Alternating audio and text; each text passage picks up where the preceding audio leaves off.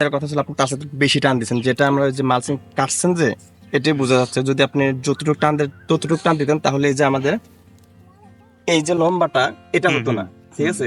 মালচিংটা যখন বেশি টান দেওয়ার কারণে এটা দেখেন কাটার সাথে সাথে ওই যে দেখেন ওই জায়গাগুলো লম্বা দেখেন হয়ে তাহলে গেছে। বুঝতে পারবে না, ঠিক আছে, ওরা লম্বা কিন্তু হয়ে গেছে। উঠে গেছে, ঠিক আছে, এতে হয় কি সাইড উঠে গেছে। আমাদের মালচিং যে পুরুত্বটা থাকে এটা কমে যায়, যার কারণে 3 বার জায়গায় 1 বার অথবা সর্বোচ্চ 2 বার দুইবার করলে তারপর মালচিং নষ্ট হয়ে যাবে। এই জন্য আমরা সবসময় বলি খুব বেশি যাতে টান না দেয়। আর মালচিংটা বিছানোর পরে এই যে 2 সাইড থেকে এই যে একটা ভাঁজ আছে না, এটা হালকা টান দিয়ে মাটি আটকে দিবেন, তাহলে এটা হচ্ছে বলে আমার টাইট ফিটিং বলে করা। আর এখানে অবশ্যই যেহেতু ডাবল বেড হয় নাই, করেন নাই, হয়ে গেছে এটা, এখন যেটা করণীয় সবচেয়ে গুরুত্বপূর্ণ, আমাদের বেডগুলা 8 থেকে 18 ইঞ্চি পর্যন্ত উচ্চতা হয়, সেটা জমির উঁচু নিচুর উপর ডিপেন্ড করে। এখন যেহেতু সাইডে আপনার এয়ার টাইট করে দেন নাই, আপনি ড্রেনটা আরেকটু নিচু করবেন, মানে হচ্ছে বেডটা উঁচু হয়ে যাবে। আপনি ড্রেন থেকে কোথাও একটু মাটি তুলে এয়ার টাইটটা করে দেন মালচিংটা টান দিয়ে, তাহলে হবে কি বেডটা ড্রেন থেকে অনেক উঁচু হয়ে যাবে। যেহেতু আমরা মালচিং দিচ্ছি, মালচিং দেওয়ার মূল কারণটা হচ্ছে পানি যাতে ধরে রাখতে পারে।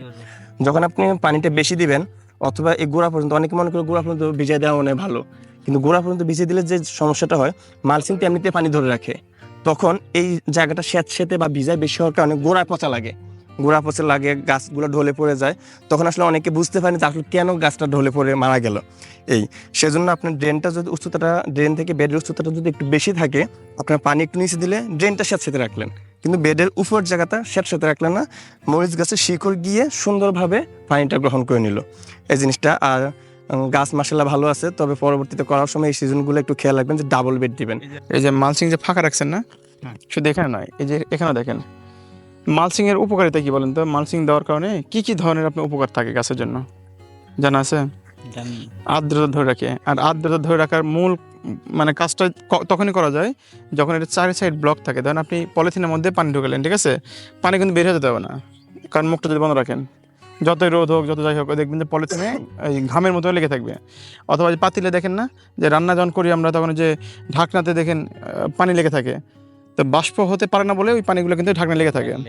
ওইটাও পরে কী হবে, যখন ঠান্ডা হবে তখন ওটা আবার নিচে নেমে আসবে, ঠিক আছে, বের হয়ে যেতে পারবে না। তো এই মালচিংয়ের সবথেকে বড় কাজ যেটা, সে পানি ধরে রাখা, ঠিক আছে, আর্দ্রতা ধরে রাখা।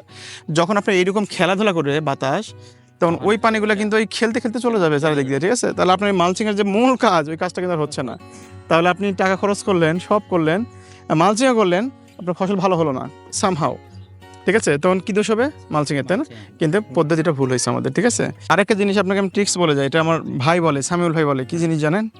এই যে এই অসময়ে চাষ করার ক্ষেত্রে এই যে মালচিং, ঠিক আছে, এইরকম মালচিংটা উঁচু জায়গায় থাকতেছে, মানে বেডটা সমান না হওয়ার কারণে এরকম একটা ভিতরে গভীরতা তৈরি হয়ে থাকতেছে, ঠিক আছে। ওই গভীরে যখন আমরা চারা লাগাবো, তখন এই যে প্রখর রোদ, এই রোদে এখানে তাপমাত্রা তৈরি হবে, ঠিক আছে। এই তাপে ধরেন চারা তো আপনার এইটুকু সাইজ হবে, তাই না, একটা ছোট চারা এরকম সাইজ। আর এটা যদি এরকম নিচে থাকে, স্বাভাবিকভাবে এটা শুকিয়ে মারা যাবে। আপনি যতই মালচিং ইউজ করেন, যতই আপনি ওই পানি ঢালেন, যতই আপনি যাই করেন, দিন শেষে যখন আপনি এরকম গভীরে লাগাবেন, তখন কি হবে, চারাগুলো মারা যাবে। তখন দোষ হবে চারার, যে চারা কোথা কিনছিলেন, কোন জাতের জিনিস, সব কিছু ওই জায়গায় চলে যাবে দোষ, তাই না। কিন্তু যদি আমরা এটা যদি গভীরতা হতেই পারে, দিন মজুর বা আপনার শ্রমিকরা কাজ করবে, তখন তারা ভুলভাল করতে পারে, তাই না। এটা সবসময় বেডটা সমান করা উচিত। বেড কিন্তু সমান নয়, আপনার দেখেন, যার কারণে এই অবস্থা, ঠিক আছে। আবার এই যে বাতাস পেলে তো আকাশের জন্য, এটাই স্বাভাবিক, ঠিক আছে। তো এটা তখন কি করবেন, গর্ত হয়ে গেছে, তখন কি করবেন, সাইড থেকে মাটি উঠে নিয়ে এসে এই জায়গাটা একদম এইভাবে একদম মিলে যাবে, ঠিক আছে। দেন ওখানে চারা লাগাবেন, ওই চারাটা মারা যাওয়ার হার অনেক কম হবে, অনেক। আর যতটুকু কোকোপিট ততটুকুই, অনেকে কি করে একটু উপরে দেয় গাছে, এটা দেওয়া যায়। মানে চারা লাগানোর নিয়ম এই যে কোকোপিট ধরুন এই পর্যন্ত ছিল, হ্যাঁ, অতটুকুই আপনি মাটির নিচে দিবেন, ঠিক আছে। এর বেশি আর দেওয়ার দরকার নেই, আর খুব বেশি চাপ দিয়ে লাগাবেন না, হালকা। ঠিক আছে।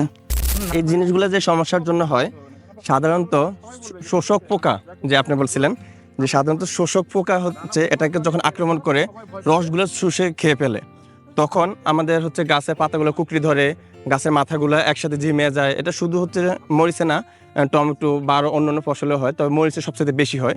সেটার জন্য একটা প্রোডাক্ট আছে ম্যাট্রিক্সিন, হ্যাঁ, ম্যাট্রিক্সিন নামে একটা ওষুধ আছে, সেটা আপনি সাধারণত 3 বার ইউজ করা হয়। একবার যখন ইউজ করবেন তখন দেখবেন যে গাছের পরবর্তী যে পাতাগুলো বের হচ্ছে ওগুলো সাধারণত মানে একটু একটু কমে যাবে। 2বার দিলে দেখবেন জমি ক্লিন, কোনো রোগ নাই। আক্রমণ করার আগে প্রতি লিটারে 1 ml করে দিবেন।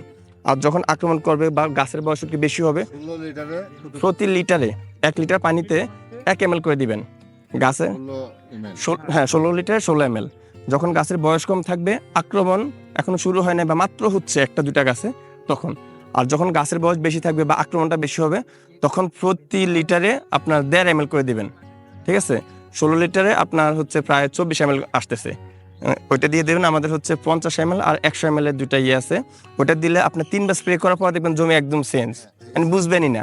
এই যে এই একটা প্রোডাক্ট আমাদের, হ্যাঁ, ইউপিএল এর ডিফেন্ডো একটা প্রোডাক্ট। এটা হচ্ছে গাছকে যদি নিয়মিত দেন, হ্যাঁ, এটার একটা আছে, কতদিন পর পর দিব, 15 দিন পর পর আপনার এক মেশিনে 1 প্যাকেট, বেশি না, এই প্যাকেটটা মাত্র 70 টাকা। ঠিক আছে, এটার কাজ হচ্ছে গাছের চেহারা সুন্দর রাখবে, আগাগুলা মোটা রাখবে, গাছের গ্রোথটা ভালো রাখবে। সোজা হিসাবে এটা হচ্ছে ফিজিয়ার মানে গ্রোথ হরমোন হিসেবে কাজ করে।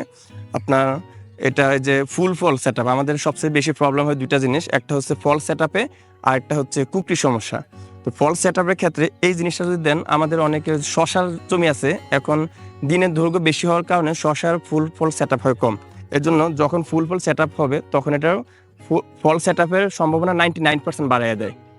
তাতে করে কি হয়, ফলন ফুল যায় আসে, তাই হচ্ছে আমাদের সেট আপ হয় আর কি, ফলন সেট আপ হয়। এই ইয়েটা সংগ্রহ করে নেবে, এটা খুব বেশি লাগে না। আপনার একটা ড্রামে একটা প্যাকেট দিলে হয়। ঠিক আছে, একটা ড্রাম হচ্ছে হয়তো 16 লিটার বা 18 লিটার পানি ধরে। এটা দিয়ে দিবেন কয়েকদিন পর পর, তাহলে দেখবেন গাছ সবসময় তাজা থাকবে।